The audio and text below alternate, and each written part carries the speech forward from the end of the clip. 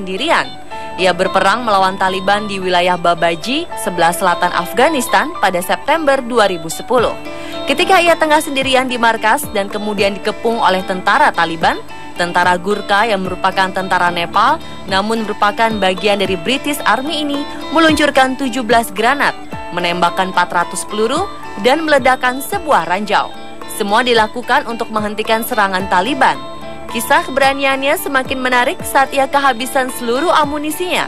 Pria berusia 35 tahun ini pun menggunakan tripod senapan mesinnya untuk membunuh seorang Taliban.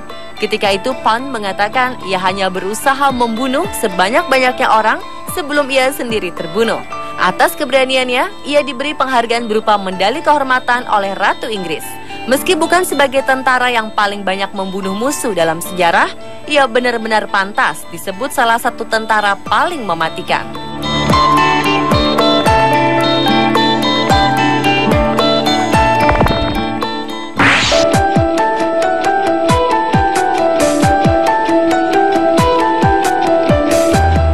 Selama hidupnya, Miyamoto Musashi, seorang samurai dari Jepang, sudah mengalahkan lebih dari 60 musuh dalam duel hidup dan mati. Duel-duel yang dilakukannya melibatkan para satria dengan kemampuan yang tinggi. Pertarungan pertama Musashi mungkin yang paling menonjol dan terkenal. Ia memenangkan pertarungan itu saat masih berusia 12 tahun. Lawannya adalah seorang samurai dewasa terlatih. Kisahnya semakin menarik ketika musuhnya itu menggunakan pedang tajam, sementara Musashi hanya memakai sebuah tongkat kayu. Sejak saat itu hingga usianya 29 tahun, Musashi telah memenangkan lebih dari 60 pertarungan. Ia juga sudah terlibat dalam 6 kali perang. Melihat sepak terjangnya, diyakini Musashi telah membunuh lebih banyak orang, bahkan disebutkan di setiap pertarungannya, Musashi hanya mendapat 1 luka saja.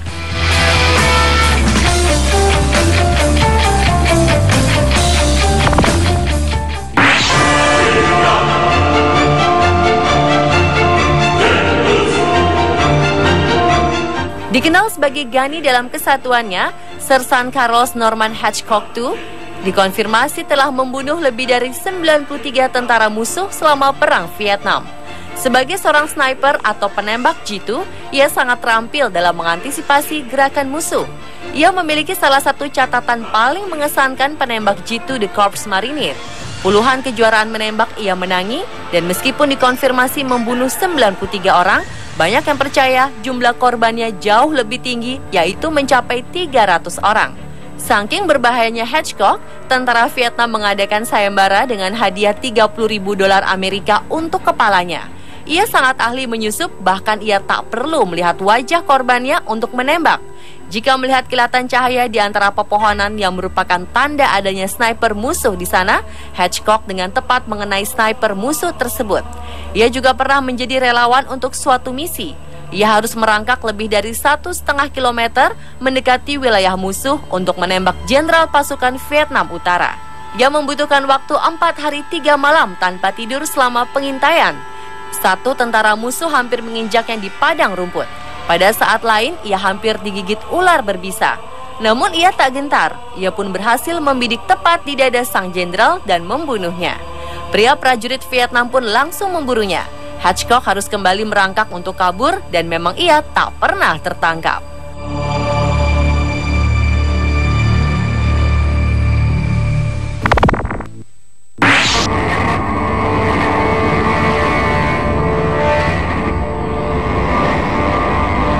Selama Perang Dunia II, Uni Soviet sering melibatkan banyak sniper wanita. Banyak yang percaya bahwa wanita lebih baik dalam hal menembak jitu dibanding pria. Klavdia adalah salah satu yang bersedia berjuang demi Soviet untuk menghadapi pasukan Aksis, pasukan Jerman, Italia, dan Jepang saat usianya masih 17 tahun. Dari 2.000 sniper wanita Soviet, Klavdia adalah yang terbaik.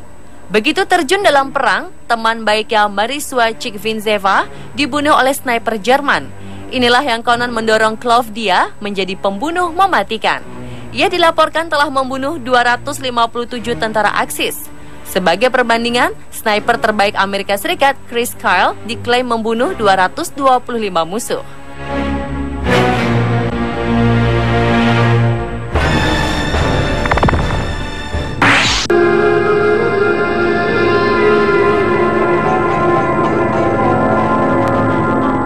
Timo Haiha adalah seorang prajurit Finlandia yang tercatat sebagai penembak jitu dengan membunuh paling banyak sepanjang masa. Haiha lahir di kota Ratu Jarvi, dekat perbatasan kini Finlandia dan Rusia. Ia memulai dinas militer pada 1925. Tugasnya sebagai penembak jitu dimulai selama Perang Dingin antara Uni Soviet dan Finlandia. Selama konflik, Haiha mampu bertahan sampai suhu beku minus 40 derajat Celcius di medan perang. Dalam kurun waktu kurang dari 100 hari, ia tercatat sudah melakukan 505 pembunuhan. Bagaimana Haiha melakukan semua ini sangat mengagumkan? Ia beberapa hari bertahan di salju menunggu pasukan musuh datang, kemudian menembaki mereka. Ini dilakukan selama 3 bulan berturut-turut. Tentu saja ketika mendengar banyak tentaranya terbunuh, Soviet berpikir untuk mengerahkan pasukannya berperang. Namun ketika diberitahu pembunuhnya hanya satu, Soviet pun mengirimkan para sniper untuk memburunya. Tapi setelah mengetahui para snipernya tidak ada yang kembali, Soviet memutuskan mengirim tentara 1 batalion. Tentara-tentara ini pun tak ada yang kembali. Kemudian mereka membombardir daerah itu dengan artileri berat, tetapi Haiha masih selamat. Haiha adalah sniper yang pintar. Ia merunduk di salju dengan pakaian putih serupa salju sebagai kamuflase. Ia juga menggunakan senapan kecil dan pendek untuk menghindari penglihatan musuh. Namun akhirnya ia tertembak di rahang, bukan karena ditembak, tetapi karena peluru nyasar.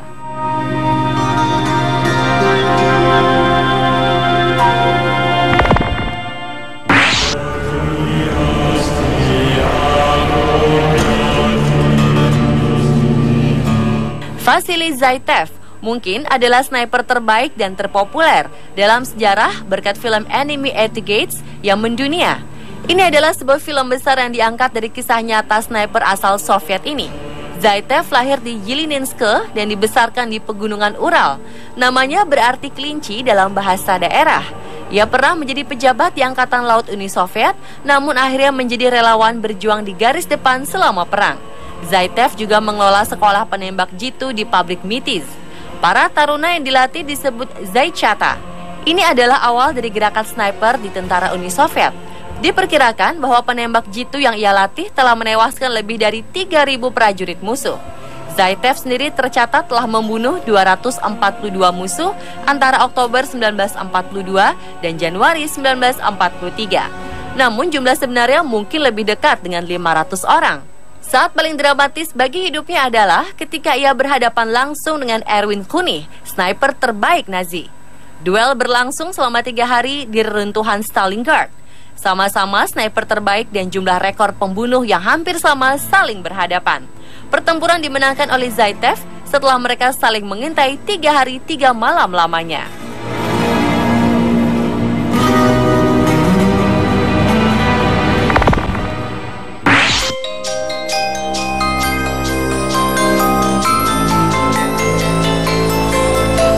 Dengan jumlah musuh yang dibunuh mencapai 2.746, Dillard Johnson adalah tentara Amerika paling mematikan dalam perang. Selama bertugas di Irak, Johnson telah dikenal sebagai kombatan yang paling banyak membunuh dan sangat berbahaya. Sebagai komandan dari satuan bernama Carnivore, Johnson yang berusia 48 tahun membantu memimpin operasi Amerika Serikat saat Perang Irak 2003 lalu.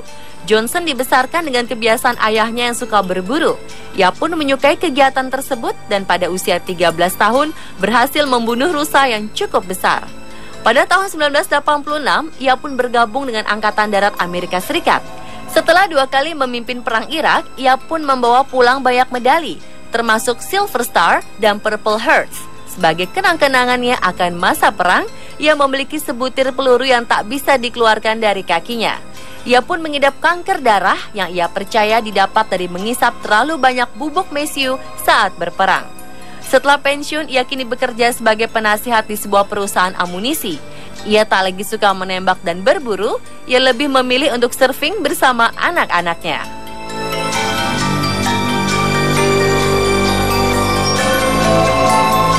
Pemirsa, itulah 7 tentara paling mematikan dalam sejarah versi On The Spot.